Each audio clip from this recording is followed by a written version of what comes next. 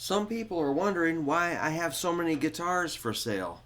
Well, most of them belong to a really good friend of mine who is a meticulous engineer, and he's had an insatiable appetite and curiosity for all kinds of really cool guitars.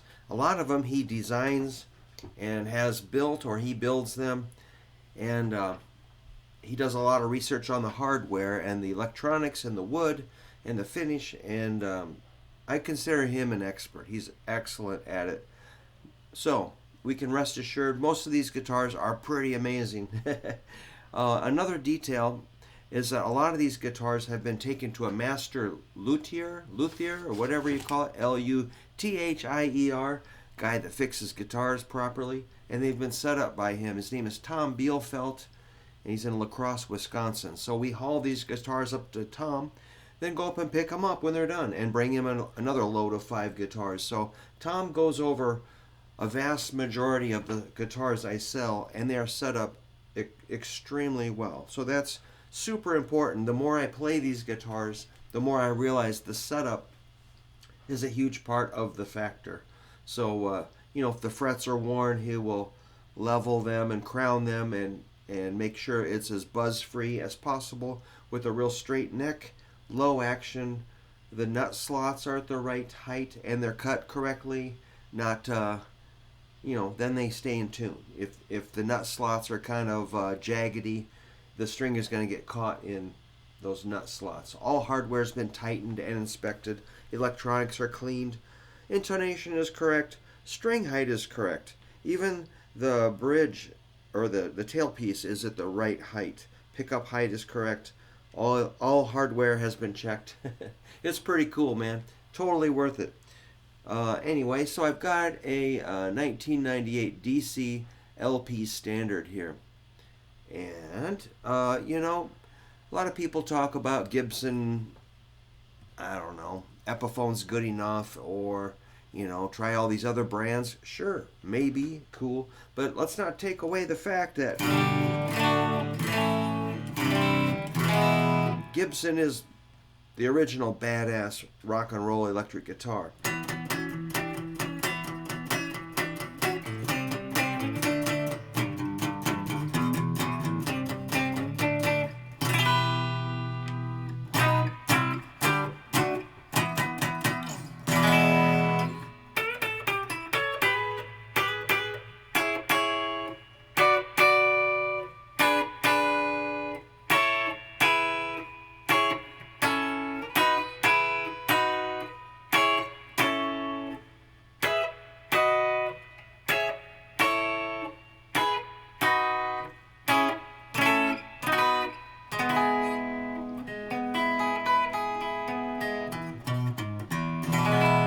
This one has some pretty light strings, so it might benefit from, they feel like 9s or 8s. I think it needs some 10s. But I can tell the pickups are really ready to ring out.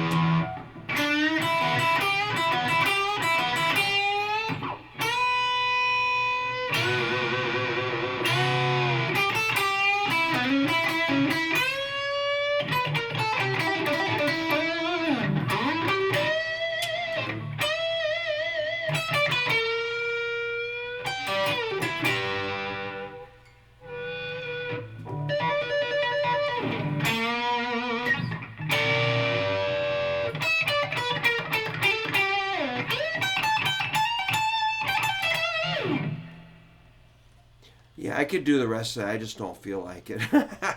Oh my God. Well, I'm sorry you got to listen to me play the same licks over and over, but man, look at that finish. It's a really nice, beautiful, classic red Gibson finish. Wow. This thing's killer, man. I'm gonna check that neck. It seems like, yeah, the strings are just a little low. I'm kind of embarrassed that after I was giving you that big. These are super low. So yeah, we need to raise the action a little bit or put on a set of tens.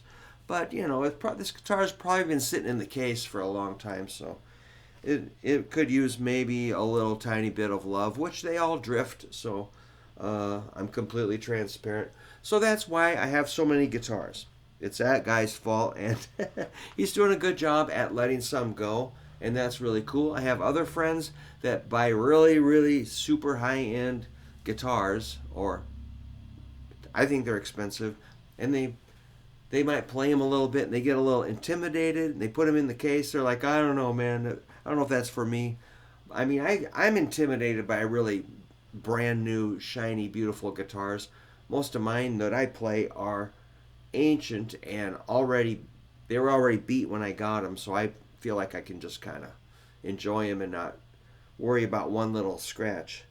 All right, but man, that is a cool color. So probably a maple cap, flamey as heck, beautiful red, and yeah, this is a 89 DC Les Paul standard. We'll get more information on this. So that was fun, just to let you know why I have the guitars here, and I love to sell them.